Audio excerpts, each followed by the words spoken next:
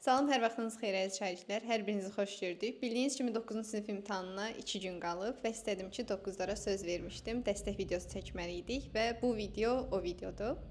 Burada həm biz neçə maraqlı suallara da baxa bilərik, həmçinin ən birinci nədən danışmaq istəyirəm? İmtahanda nələrə diqqət yetirməliyik? Elə ekranda da görə bilərsiniz. Ən birinci məsələ uşaqlar. Bu arada şagirdlərim də buradadır. Bir neçə şagirdim buradadır. Hətta bir neçə sual izah eləyəcəklər bizə. Və ən birinci məsələ vaxt bölgüsüdür.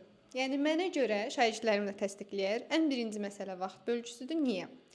Çünki hər il şagirdlərimizdən nə qədər imtahandan çıxıb gələnlər olur və deyirlər ki, müəllimə biz riyaziyyata vaxt çatdırmadıq, Azərbaycanın ikinci mətninə vaxt çatdırmadıq, nə bilim qrammatika suallarına vaxt çatdırmadıq və s. Ona görə də vaxt bölgüsü ən vacib nüanslardan biridir. Bəs vaxt bölgüsünü necə eləməliyik? Yəni vaxt bölgüsünü tamam düzgün bölək, amma necə bölməliyik? Ən birinci sınaqlarda indiyə qədər siz özünüzü tanıyırsınız ki, mənim riyaziyyata nə qədər vaxtım gedir, mənim ingiliscə nə qədər vaxtım gedir, Azərbaycanla nə qədər vaxtım gedir. Bunları bilirsiniz özünüz. Özünüzü ən yaxşı özünüz tanıyırsınız. Ona görə də hansı fənni, indi birazdan ona toxunacağam, hansı fənni daha yaxşı bilirsənsə, hansı fənnin özünə daha çox güvənirsənsə, o fəndən başlayırsan və böyük ehtimal o güvəndiyin fənn yəqin ki, sənin az vaxtını aparır. Məsələn, bir çox şagirdlər düşünür ki, ingilis dilindən başlamaq daha çox yaxşıdır. Mən də elə düşünürəm əslində. İngilis dili məncə çoxumuz üçün daha az vaxt aparandır. Başladın ingilis dilindən, amma yenə deyirəm, bəlkə bəzi şagirdlər indiyə qədər sınaqlarda riyaziyyatdan başlayıb ona elə uğurlu olub, həmişə elə yaxşı çatdırıb vaxtını. Ona görə də sizə necə uyğundursa bu individual bir şeydir, amma əksər belə şagirdləri nəzərə alsaq, ümumi statistikanı nəzərə alsaq, əksər şagirdlərdə ingilis dilindən başlamaq daha yaxşı olur, daha yaxşı nəticə verir ki, ingilis dilindən tez 20-30 dəqiqə ingilis dilini bitirirlər, ondan sonra keçirlər, ikinci daha yaxşı güclü olduğu fənnə keçir və rahat bir şəkildə çatdırır. Məntiqlə düşünsək, bizim əlimizdə 3 saat var, əziz 9-cular. 3 saatımız var. Və sən 3 saatın müəyyən bir hissəsini mütləq kodlaşdırmaya ayırmalısan. Yəni beynində şagirdlər səhv bölüşdürür. Elə bilir ki, hər fəndə 1 saatı var. Hər fəndə 1 saat deyil əslində, düzdürmü? O 3 saatın bəs kodlaşdırması da var axı. Kodlaşdırmaya müəyyən bir müddət vaxt ayırmaq lazımdır ki, sənin kodlaşdırmaya nə qədər vaxtın gedir. Məsələn, indiyə qədər sınaqlara gedəndə 20 dəqiqəm vaxtın gedirdi ya da yarım saatın vaxtın gedirdi. Onu mütləq bölüşdürməlisən ki, mənim imtahanda yarım saat 20 dəqiqəm kodlaşdırmaya getməlidir. Yerdə qalır, yerdə qalan vaxtı sən artıq bölüşdürməlisən 3 fənn üzrə. İngilis dilinə nə qədər vaxtın gedir ortalama, indiyə qədər sınaqlarda nə qədər vaxtın gedib, Azərbaycanla riyaziyyata. O 3 fəndən şərt o deyil ki, eyni dəqiqələr ayırasan. Məsələn, 50 dəqiqə buna ayırmısansa, 50 dəqiqə də buna ayırasan. Elə bir şey deyil. Bu sənin baxır hansı fəndən, yenə deyirəm, güclü olmağına. İngilis dilini məsələn tez bitirirsənsə, 20 dəqiqəyə bitirirsənsə, yerdə qalan o çox dəqiqələrini bölüşdürə bilərsən, zəif olduğun fənnə pay verə bilərsən. Yəni bu məntiqlə yanaşmaq lazımdır. Ona görə də vaxtı düzgün bölürük, qol saatı götürməyi unutmayın. Amma qol saatı da bu elektron saatlar falan nəzərdə tutulmur. Yəni bildiyimiz ata-baba saatları nəzərdə tutulur. Hansı ki, dəqiqə başı saatı soruşanda da bildiyim qədərilə imtahan təcrübəsi olanlar varsa, nəzarətçilərdən bəzən əsəbləşənlər olur və yaxud da deməyənlər olur. Bunları nəzərə alıb ən yaxşısı qol saatınızı özünüz götürürsüz və lazım olan tez-tez baxmaq da yaxşı bir şey deyil.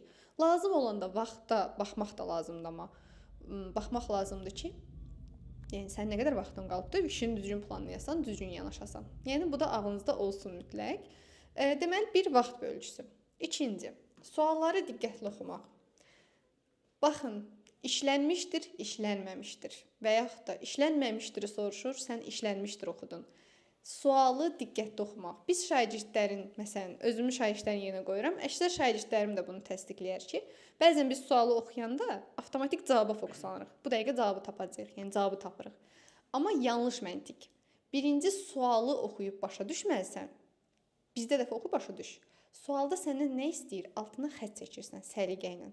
Doğrunu soruşursa doğrunu, mürəkkəb cümləni soruşursa mürəkkəb cümləni, yanlışı soruşursa yanlışı, işlənməmişdir deyirsə işlənməmişi. Yəni səndən nə istəyirsə, onu bir dənə işarə eləyirsən. İşarələdinmi? İşarələdim. Ondan sonra da variantın artıq hazırdır, düzgün variantı tapırsan. Yəni diqqətli olmaq lazımdır. Sonra mətni başa düşərək maksimum diqqətli oxuyub anlamaq. Baxın, 9-dar, siz də soruşursunuz ki, müəllimə, biz mətni 5 dəfə mi oxuyaq, 10 dəfə mi oxuyaq və yaxud da mətni birinci suallara mı baxaq? O da sizə individualdır, amma mən öz məsləhətimi nə verə bilərəm? Məncə suallara baxmaq o qədər də yaxşı deyil. Niyə? Əvvəldən siz suallara baxıb işləmisinizsə, tamam, öz bildiyiniz şəkildə eləməyiniz, yenə əvvəldə də dedim, tövsiyə edirəm. İndiyə qədər necə gəlmişsə elə gedin. Amma ümumilikdə suallara baxıb mətn oxuyanda, mənim özüm belə, yəni müəllim olaraq, sualları birinci oxuyanda göz yaddaşımda o qalır, variantlardakı cümlələr. Sonra mətni oxuyuram, suallara keçəndə beynim qarışır ki, mən bu cümləni variantlarda, suallarda görmüşdüm, yoxsa mətndə görmüşdüm. İndi bu düz fikirdir, yoxsa səhv fikirdir. Beynim qarışmasın deyə ona görə suallara baxmadan mətni bir dəfə oxuyub diqqətli oxumaq ən önəmli nüansdır. Yəni nəinki suallara baxıb mətnə qayıtmaq. Məncə mətni bir dəfə diqqətli oxuyursan, elə bil çıxanda, imtahandan çıxan kimi evi yoldaşına danışacaqsan. Mətni bir dəfə diqqətlə oxuyandan sonra bütün sualları düppədüz cavablandırırsan. Önəmli olan mətni başa düşərək oxumaqdır. Yəni mətndə sənə nə demək istəyir, mətndə nə məlumat verir, lazımlı hissələrin altına xətt çəkməkdir. Bir də şagirdimin bir maraqlı məsləhəti də var idi. Onu da deyim, o da yadımda qalmışdı. O demişdi ki, mətni oxuyanda əgər o məlumata başqa yerdə rast gəlmədimsə mətnin digər hissəsində, onun altına xüsusilə xətt çəkirdim ki, bu məlumat, yəni nadir məlumatda mətndə bircə dənə yerdə var. Məsələn, tutalım, Ümid burnu, yerin adı çəkilib də, düzdür? Onu mən bircə yerdə deyil rastlaşdımsa, onun altına xətt çəkirəm ki, bundan sual ola bilər, çünki bircə yerdə rastlaşmışam. Yəni bu da ağlınızda olsun ki, bu da maraqlı bir taktikadır. Şagirdimin imtahanı uğurla verən şagirdimin birinin taktikası idi. Bu da belə. Daha sonra bunu dedik. Əmin deyiliksə variant dəyişməmək. Onsuz da bunu bütün videolarımda, ilk videomda belə demişdim ki, uşaqlar, normalda nəyi qaralayıb əmin deyilik, amma qaralayıb başqa variantı seçirik. 90% hallarda o qaraladığın variant səhv olur. Hansı ki, qaralayıb düzəldirsən. Həmişə də yanıb yapışırsan. Niyə? Çünki həmin o qaraladığın birinci nə seçmişdinsə, sırf birinci variant çıxır. Məsələn, sən C yazmısan, qaralayıb A-nı işarələyirsən. Cavab eləcək çıxır.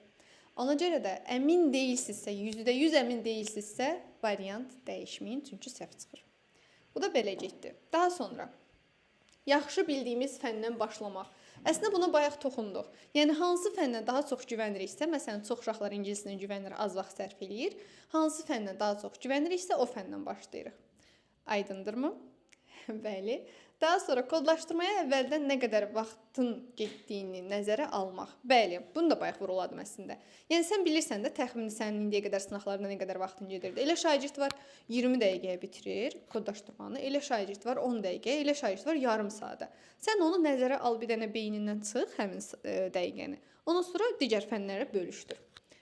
Daha sonra, həyəcan və stresimizi idarə etməyi bacarmaq. Ən önəmli faktor budur. 11-ci siniflərin imtahanını gördük. 11-ci siniflərin imtahanı oldu. Sizin üçün də bir dərs oldu ki, stres çəkən şagirdlər, kimlər ki, stresini idarə edə bilmədi, kimlər ki, özünü itirdi, özünü toparlaya bilmədi, o uşaqlar təəssüf ki, imtahanı tam istədikləri kimi verə bilmədilər, yəni uğurlu olmadı imtahanları. Ona görə də uşaqlar, uğurlu olmağın ən vacib nüanslarından biri imtahanda stresslənməyin normaldır. Buna görə özünü qınamırsan. İmtahandır. Heç birimiz robot deyilik, heç birimiz əşya deyilik. Hiss həyəcanlarımızın olmağı, həyəcan hiss eləməyimiz, baskı hiss eləməyimiz, imtahana az qalmış, heç nə bilmirəm düşüncəsi, hər şeyi unutmuşam, beynim sanki format olub, riyaziyyatdan falan şey nə idi, Azərbaycan ilə bu nə demək idi, ingilis dilindən bu nə idi, bu düşsən nə olacaq, nələr olacaq, yaxşı yazmasam valideynlərimin üzünə necə baxacağım, sinif yoldaşlarıma söz vermişdim, onlar məni ötsə nə olacaq? Və s. kimi şeylər, bu düşüncələr elə sizi imtahanda uğursuzluğa aparan düşüncələrdir. Ona görə bu düşüncələr gələndə beynindən təmizləyirsən ki, yaxşı yol sənə. Çünki imtahanda uğurlu olmaq istəyiriksə, özümüzə inanmalıyıq. Sən bura qədər əlindən gələnin ən yaxşısını eləmisənsə, niyə də bacarmayasan? Düzdürmü? Ona görə də stresslənməyimiz normaldır. Stresslənəndə, həyəcanlananda sadəcə özümüzü idarə eləməyi bacarmalıyıq. Özümüzü tanıyırıqsa, ya su içib özünü sakitləşdirə bilərsən, amma suyu qıraqda içmək şərtindən, masanın üstünə tökülməsin, vərəqinə tökülməsin və yaxud da həyəcanını idarə eləmək üçün nəfəs alıb verə bilərsən. Yəni o sənin öz psixoloji, belə deyim də, özünü tanıyırsan ki, mən özümü necə sakitləşdirə bilirəm. Yəni özünü tarazla, özünü toparla. Nə olub ki, dünyanın sonu deyil ki, elə bil ki, o tek aslanandasan, sadəcə biliyini sübut edib çıxacaqsan. Nə var ki burada? Qorxulu bir kabusa çevirməyin, imtahanı böyük bir kabusa çevirməyin. Ay aman, həyatın sonudur, həyatım dayandı, belə bir şeylər zaten sənə xeyir eləməyəcək. Xeyir eləyəcəksə gəlin hamımız topluca yığışaq. Eylərdə bir saat müəyyənləşdirək. Hamımız yığışaq və başlayaq ağlaşmağa. Xeyir olacaqmı? Balınız qalxacaqmı? Yox. Ona görə də özünüzü stressə salmayın. Daha sonra yeni bir üsul yoxlamamaq. Bunu bayaq vuruladım, üstündən test keçmək istəyirəm. İmtahanda yeni bir üsul yoxlamırıq. Ay nə bilim, imtahandan bir gün əvvəl mən YouTube-da gördüm. Deyir ki, fənni belə koddaşdır, nə bilim elə koddaşdır. Birinci falan fənlə başda. Uşaqlar, özünüzü ən yaxşı tanıyansınız. Yəni sən sınaqlarda nəyi eləyəndə uğur qazanmısansa, onu elə. O şəkildə get. Birdən-birə imtahanda yox, bu dəfə nəsə yenilik yoxlayım deyib də yenilik yoxlamırıq. Çünki o yenilik adətən əlimizə, üzümüzə bulaşır. Bu da ağlımızda olsun. Və ən son bacaracaqsan buna inan, çünki biz sənə inanırıq. Uşaqlar, özünüzə inanmaq uğurun yarısıdır deyirlər. Yarısıdır deyəndə mən 40% deyərdim, yarısı deyil tam olaraq. Amma həqiqətən də özünə inam çox önəmlidir. Çünki bir yola baş qoyanda özünə inanmalısan ki, o inandığın yolda da həm əzmlə çalışıb, həm də uğurunu görəsən. Ona görə də özünüzə inanın. Biz sizə inanırıq. İnşallah əziz 9-lar, öz şagirdlərim başda olmaqla bütün 9-cu siniflərə, onlayn şagirdlərimə, əyani şagirdlərimə, şagirdlərim olmayan şagirdlərimizə hər birinə uğurlar arzu edirəm. İnşallah rəylərdə manifestinizi eləyərsiniz. Kimin neçə balı hədəfləyirsə, soruşa da bilərik əslində 9-lardan. Aysu, neçə bal hədəfləmirsən? 250 plus. Aysu 250 plus hədəfləyib biz şifahi şəkildə bildirək. Siz də rəylərdə bildirərsiniz və reallaşdırsanız mütləq yazarsınız. Daha sonra 10-cu sinifimiz Amin bəy 9-dama. Buyurun Amin bəy. 280 plus, 290 plus deyək ona biz. Nəzrin xanım 270 plus, əla inşallah. Aliyə 260 plus əlasan. Digərləri məncə 9-lardan hamısını dedik, bəli 10-cu siniflərdir. Bir sözlə uşaqlar, siz də hədəf qoyursunuz və onun üçün çalışırsınız. İndi isə keçək suallara. Deməli, 52-ci sualı Amin izah eləyir. Buyurun Amin bəy. Verilmiş cümlə ilə bağlı cədvəldəki uyğun fikirləri müəyyən eləyin. Böyük ağıla doldurulmuş quzular uzaqdan gələn sürünü görüb mələşirdi. Mələşirdi kim quzular, hansı quzular? Böyük ağıla doldurulmuş quzular. Haradan gəlirdi? Uzaqdan gəlirdi. Yox, əslində bir dəqiqə. Deməli, necə mələşirdi? Uzaqdan gələn sürünü görüb.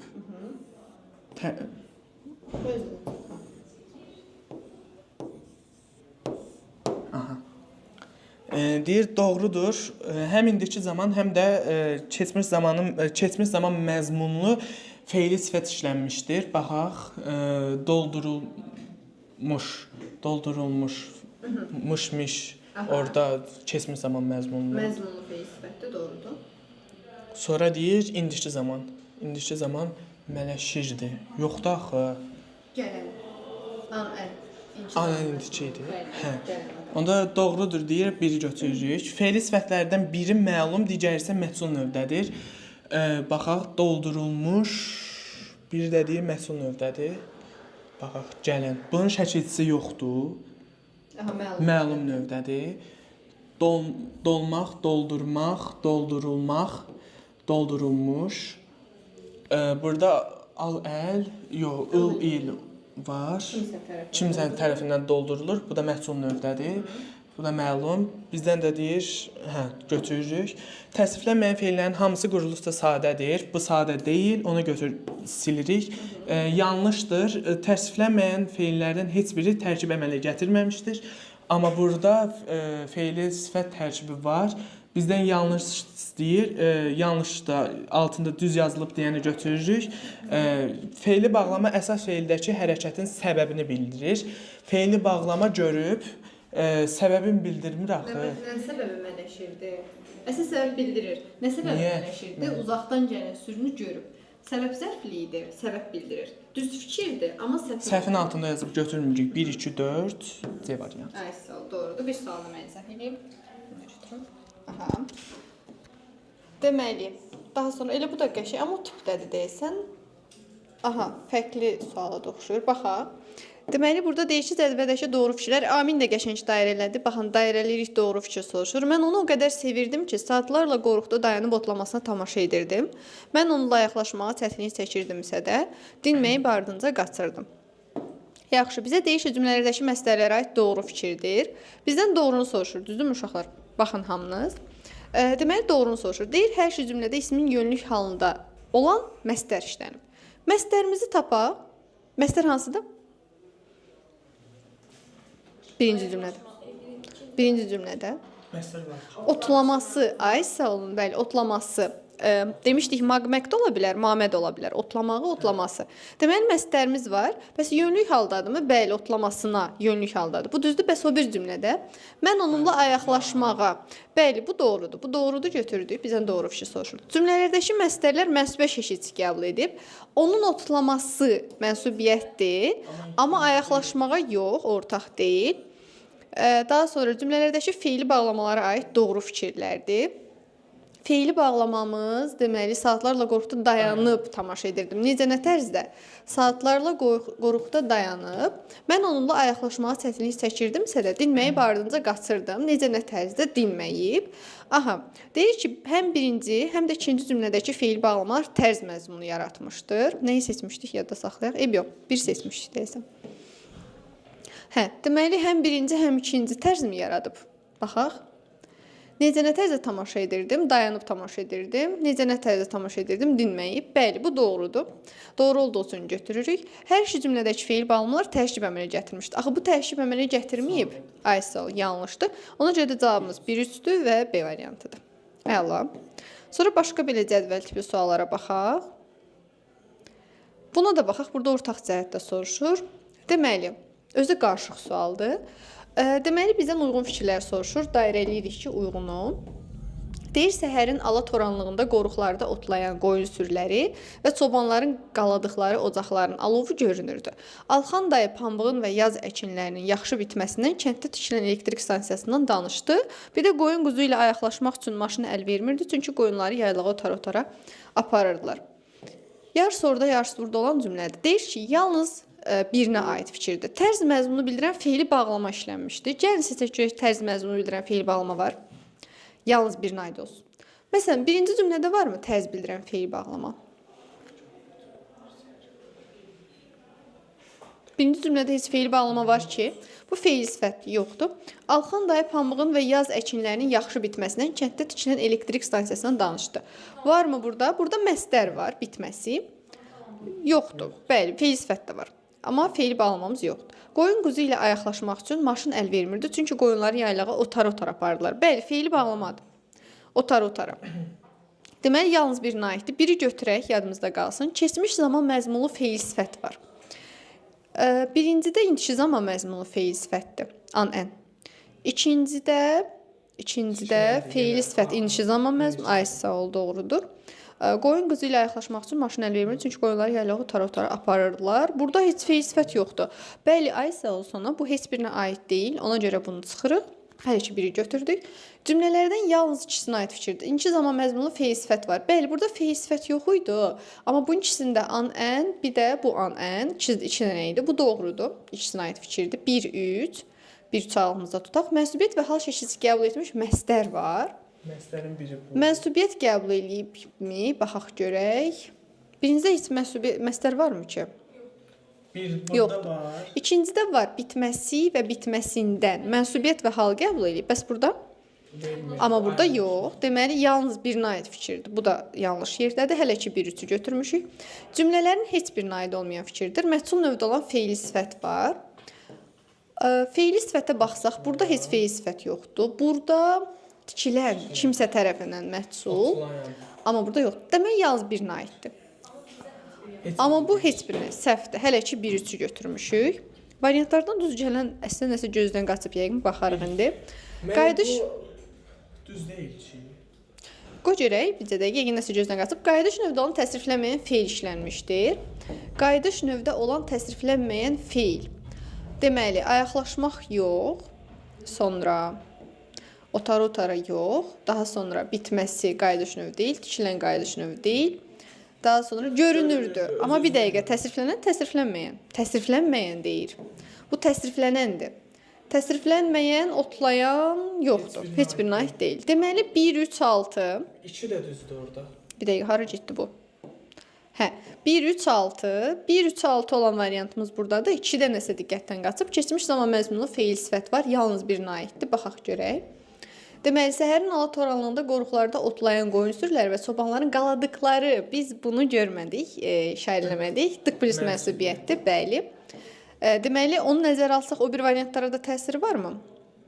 Yox, buna təsiri yoxdur. Buna təsiri yoxdur. Sonra buna təsiri yoxdur. Bəli, 1, 2, 3, 6 və cavab D variantıdır. Daha sonra, bu da qəşəng qarışıq sualdır. Buna da baxaq. Bunu Amin istəyirsən, indi sən izah elə. Mikrofon. Cədvələ əsasən uyğun fikirlər müəyyən edin. İndiki zaman məzmunlu feil sifət işlənmişdir. Otların və çiçəklərin arasından keçən ensiz cığırla dağın başına çıxdıq. Çıxdıq kim? Biz. Müftədamız yoxdur, görünmür. Nəysə o. Haraya çıxdıq? Dağın başına. Hansı dağın başına? Yox, otların arasına keçən ensiz cığırla. Necə keçdik? Aha, nə ilə cığır ilə? Hansı cığır ilə ensiz? Hansı cığır ilə otlar və çiçəklər arasından keçər? Bir dəqiqə. Tam sizin deyib yox yaxşı. Heç olmaz. Çıxdıq. Aha. Kim biz haraya? Dağın başına. Nə ilə cığırla? Hansı cığırla? Ensiz cığırla. Hansı cığırla? Nə? Hansı cığırla? Hə, otların və çiçəklərin arasından keçən. Aha. Burada deyir indiki zaman keçən feil sifət var. Götürürük.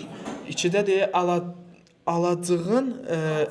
alacığın yanında yatmış dəvələr ahəstə gövşəyirlər. Burada mış var.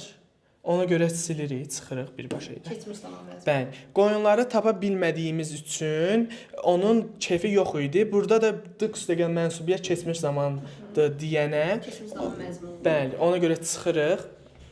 Biri götürdük. Keçmiş zaman məzmunlu feil sifət işlənmişdir. Altına qopan var, ona görə çıxırıq indiki zamandır. Biz nə qədər baxdıqsa vurulmuş var, götürürük. 1-5 cavab D variantı. Evet. Əla. Sonra biraz da ümumi qarışıqlardan baxaq. Nitq hissələri ümumi əvvəldə olmalıdır, yoxsa axırda bir dəqiqə. Nitq hissələri ümumi də ola bilər, bəli, mövzular arası əlaqə də ola bilər. Çox getdik biraz.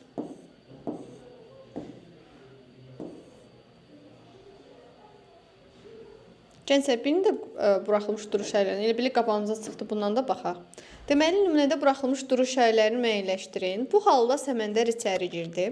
Baxın, əgər qabağından yazsaydı, qabağından başlasaydı dırnaq açardıq. Amma qabağından başlamadığına görə, aşağıya keçdiyinə görə qoşun nöqtə qoyuruq və aşağıya keçdiyinə görə tire. Tahir keyfini pozma dedi. Tahir, xitab da vergül, keyfini pozma dedi.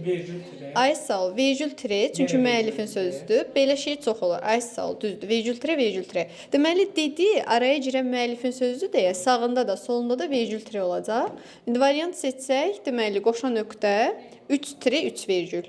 Qoşa nöqtə 3 tire, 3 vergül, cavab Y variantıdır. Qabağımıza çıxmışkən baxdıq. Daha sonra.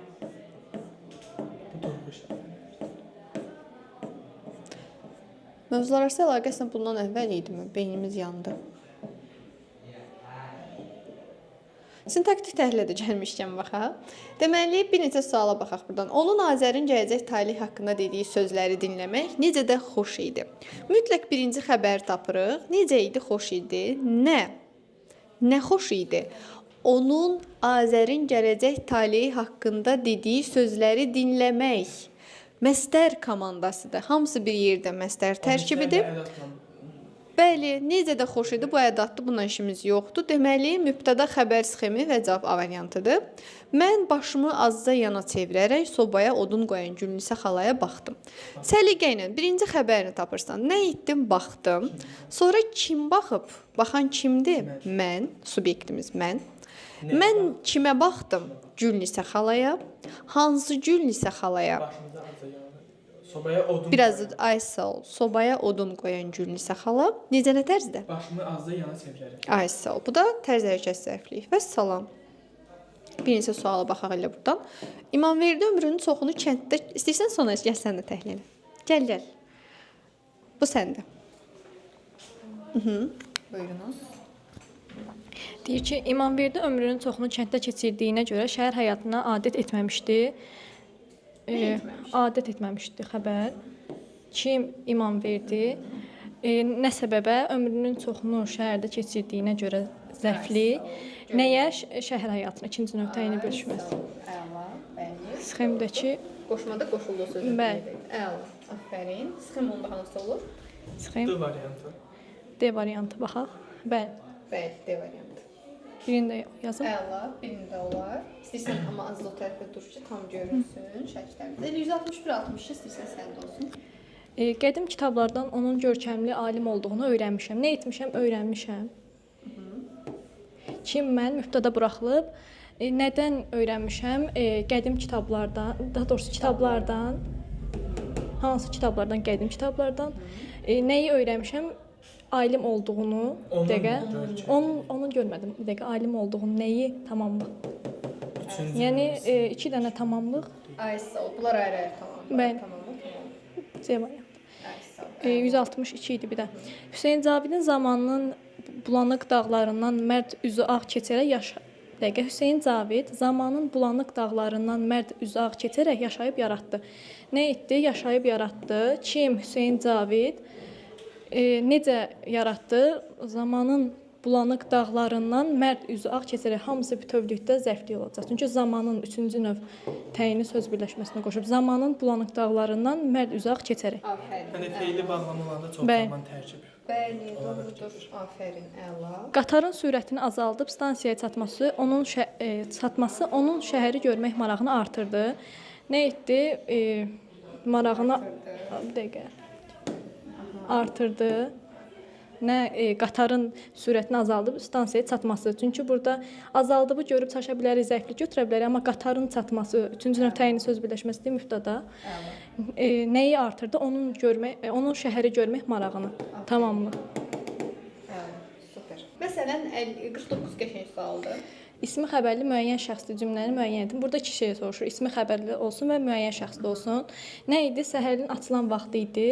Xəbər bütöv xəbərdirsə, tamam. Səhərin açılan vaxtı idi. Bütöv xəbər olur. Ona görə də burada şəxssiz növ cümlədir. A variantı səhvdir. Dağlar onun gözəlliyinə heyran qaldı. Nə etdi? Heyran qaldı. Nə dağlar? Nəyə onun gözəlliyinə? Bu tamamlıqdır bir dəqiqə. Burada mübtədası varsa müəyyən şəxsidir. Bu düzdür, amma ismi xəbərli deyil, heyran qaldı. Ona görə səhvdir. Bu cavan oğlan haradan gəlib? Nə edib? Gəlib. Kim oğlan? Hansı oğlan, cavan oğlan? Yəni mübtədası varsa müəyyən şəxsidir. Haradan gəlib? Bu da ismi xəbərli deyil, feili xəbərlidir. Sahil qalın meşəlik olduğu üçün getmək olmurdu. Bir dəqiqə, sahil qalın meşəlik olduğu getmək olmurdu. Nə edim? Getmək olmurdu, xəbər ismi xəbər deyil. Ona görə bu da səhvdir. Onu özündən çıxaran uşaqların dəzəlliyi idi. Nə idi? Uşaqların dəcəlliyi idi. Nə? Onu özündən çıxaran. Burada mübtəda xəbər varsa müəyyən şəxsidir. Onun dəcəlliyi idi. İsmi birləşmədi. Bu da ismi xəbərli cümlədir. Afərin. Əla. Bir dəqiqə. Afərin. Afərin. Sənə təşəkkürlər. Qəşəng izah verdin. Amin. 62-ni 5 saniyəyə tap görüm. 1, 2, 3, 4, 5. C. Tələsdin. D. D-də nədir? Olmuyor. Aha, nə bilirəm modal sözdür. Olmuyor, cüman şübhə. İşarəli. Bir dəqiqə. Tamam. 60 tap görüm. Görəsən D variantı. D variantı.